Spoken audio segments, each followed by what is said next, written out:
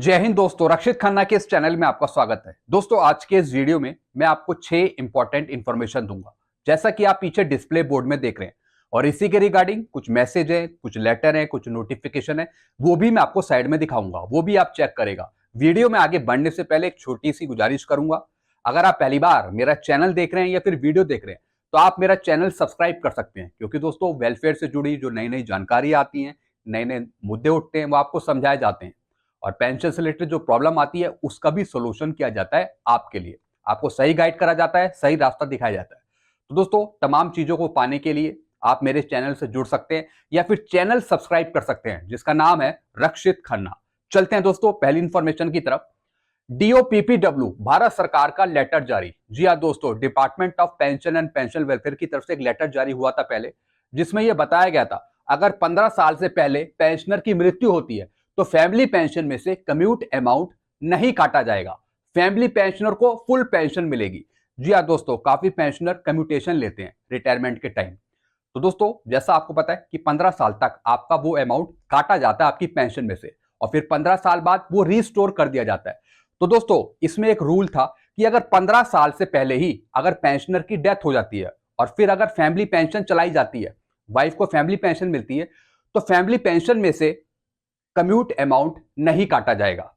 यानी family pension जो मिलेगी वाइफ को, स्पाउस को, वो फुल फैमिली पेंशन मिलेगी। तो दोस्तों, ये फायदा मिलता है वाइफ को, स्पाउस को। यानी जब तक पेंशनर जिंदा है तब तक ही 15 साल तक उसकी पेंशन में से अमाउंट काटा जाएगा। अगर 15 साल से पहले पेंशनर की डेथ हो जाती है, फिर जो फैमिली पेंशन चलेगी, वाइफ को जो फैमिली पेंशन मिलेगी वो फुल फैमिली पेंशन मिलेगी। फैमिली पेंशन में से कोई अमाउंट नहीं काटा जाएगा। तो साइड में आप लेटर भी चेक कर सकते हैं, अगर आपके पास ये लेटर नहीं है तो आप मेरे से ले सकते हैं। चलते हैं दोस्तों दूसरी इंफॉर्मेशन की तरफ। जी बिजनेस की खबर, जनवरी 2024 से 5% बढ़ सकता है महंगाई भत्ता। जी हां दोस्तों, जी बिजनेस की एक खबर आई है जिसमें यह बताया जा रहा है कि भारत सरकार आपका डीएडीआर 5% बढ़ाएगी। यानी 50 ना करके वो 51 करेगी, यानी 5% आपका वो कर सकती है। ये जी बिजनेस की खबर है, जैसा कि मैं आपको साइड में भी दिखा रहा हूं मैसेज। एक्सपर्ट मानते हैं कि मौजूदा ट्रेंड के हिसाब से डीए 51% पहुंच सकता है। दोस्तों, जैसा आपको पता है एआईसीपीएन का जो आंकड़ा है वो आ गया था दिसंबर 2023 का, और उस आंकड़े के अनुसार आपका डीएडीआर कंफर्म हो रहा है 50%।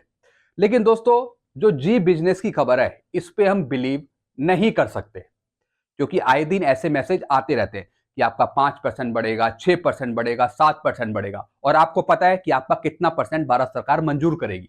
ये मैं भी जानता हूं कि कितना परसेंट भारत सरकार आपका अप्रूव करेगी। एआईसीपीआई के आंकड़ों के बेस पर आपका बढ़ेगा 4%, 46 से 50% होगा।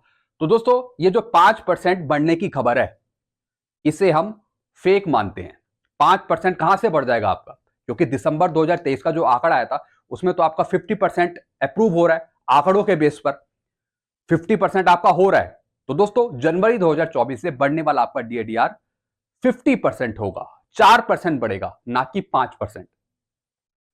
चलते हैं अगली इंफॉर्मेशन की तरफ।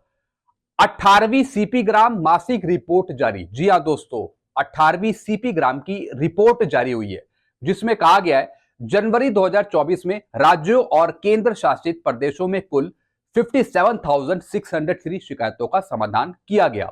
जी हां दोस्तों, एक रिपोर्ट निकल के आई है सीपी ग्राम की, जिसमें कहा गया है कि 57,603 शिकायतों का निवारण करा गया है। प्रॉब्लम जो आई थी पेंशनर को, उनकी समस्या सुनी गई है। तो दोस्तों, सीपी ग्राम आपकी कहीं ना कहीं हेल्प करता है, आपकी प्रॉब्लम सॉल्व करता है, चाहे पेंशन से रिलेटेड हो चाहे किसी और चीज से रिलेटेड हो, लेकिन आपकी हेल्प करता है। तो दोस्तों, उसका ऑडिट होता है, उसके आंकड़े निकल के आते हैं, जिसमें बताया जाता है कि इतने पेंशनर की समस्या हल करी गई है। लेकिन दोस्तों, इसमें से भी कुछ प्रॉब्लम सॉल्व नहीं हो पाई, अभी भी केस कुछ पेंडिंग में है। दोस्तों, जनवरी 2024 के अंत में 1,96,408 शिकायतें अभी भी पेंडिंग में रही हैं, अभी भी पेंडिंग में है सीपी ग्राम में शिकायतें पेंशनर की। और दोस्तों, उनका भी हल जल्दी किया जाएगा, उनका भी निवारण जल्दी किया जाएगा, ताकि जो वो पेंडिंग केसेस हैं उनको सही करा जाए, उनका सोल्यूशन किया जाए। तो दोस्तों, आप भी सीपी ग्राम में शिकायत डाल सकते हैं, और अगर आपकी भी कोई रिक्वेस्ट पेंडिंग में है तो आप नीचे कमेंट करके बताइए। चलते हैं अगली इंफॉर्मेशन की तरफ। साबका सैनिक संघर्ष कमेटी का मैसेज। जी हां दोस्तों, साबका सैनिक संघर्ष कमेटी का एक मैसेज आया है जिसमें यह बताया है कि 3 मार्च 2024 को जंतर मंतर पर दिल्ली में पूर्व सैनिकों का धरना प्रदर्शन है। जी हां दोस्तों, एक धरना प्रदर्शन आयोजित हो रहा है दिल्ली के जंतर मंतर पे और यह है 3 मार्च 2024 को। तो दोस्तों आप भी बढ़ चढ़कर भाग लीजिए इस आंदोलन में और जो आपकी मांगे हैं वो भारत सरकार तक पहुंचाइए, उनके कानों तक पहुंचाइए। तो आपको हर एक धरना प्रदर्शन में भाग लेना है, चाहे कहीं आंदोलन हो रहा हो, आपको जाना जरूर है। तो दोस्तों आप पूरा सपोर्ट करें क्योंकि ये आपकी मांगों को लेकर ही भारत सरकार के सामने धरना प्रदर्शन कर रहे हैं, चाहे वो दिल्ली के जंतर मंतर पे हो। तो आपको पूरा सपोर्ट करना है। चलते हैं दोस्तों अगली इंफॉर्मेशन की तरफ। स्पर्श पोर्टल पर लगभग 65% से ऊपर पेंशनर का डाटा गलत है या कई जगह कॉलम खाली है। जी हां दोस्तों, स्पर्श पोर्टल पर एक रिपोर्ट निकल के आई है जिसमें 65% से ऊपर पेंशनर का जो डाटा है वो गलत फीड है स्पर्श पे। और दोस्तों कई जो कॉलम है वो खाली है, ब्लैंक है, उसमें अभी तक कुछ नहीं भरा गया है। तो दोस्तों ये कहीं ना कहीं दिक्कत की बात है। अगर स्पर्श पोर्टल बनाया है तो सारी डिटेल उसमें मेंशन होनी चाहिए, कोई भी कॉलम खाली नहीं होना चाहिए। तो दोस्तों डाटा भी कुछ गलत है, रिकॉर्ड के पास भी डाटा पेंडिंग में है और शिकायत दूर किए बिना शिकायतों को बंद कर दिया जाता है। जी हां दोस्तों, कई पेंशनर्स शिकायत करते हैं कि सर हमने तो शिकायत डाली थी स्पर्श पोर्टल पे, वो शिकायत तो दूर हुई नहीं, लेकिन जो शिकायत हमने डाली थी वो क्लोज हो गई, यानी जो कंप्लेंट डाली गई थी वो क्लोज हो गई बिना शिकायत दूर हुए। ये काफी प्रॉब्लम आ रही है पेंशनर को। और दोस्तों कईयों की रिक्वेस्ट रिकॉर्ड में पड़ी हुई है, रिकॉर्ड वेरीफाई नहीं कर रहा है। और दोस्तों जब तक रिकॉर्ड वेरीफाई नहीं करेगा तो फिर आपका स्पर्श पे क्या अपडेट होगा, वो फिर खाली रह जाएगा। तो दोस्तों इसका एक मैं उपाय बता रहा हूं आपको। अगर आपकी रिक्वेस्ट रिकॉर्ड में पेंडिंग में है या फिर स्पर्श पे पेंडिंग में है तो आपको करना क्या है, जिनका भी स्पर्श में डाटा करेक्शन पेंडिंग में है वो पेंशनर सीपी ग्राम में भी शिकायत डालिए और स्पर्श के टोकन नंबर का रेफरेंस देकर। जी हां दोस्तों, जिनका भी शिकायत पेंडिंग में है और अभी तक कंप्लीट नहीं हुआ, चाहे रिकॉर्ड में या फिर स्पर्श पे, तो आप फिर सीपी ग्राम का सहारा लीजिए, सीपी ग्राम में कंप्लेंट डालिए और जो सीपी ग्राम में आप शिकायत डालेंगे, जो लिखेंगे उसमें आप रेफरेंस देंगे स्पर्श के शिकायत नंबर का, उसमें आप स्पर्श के टोकन नंबर का रेफरेंस देंगे।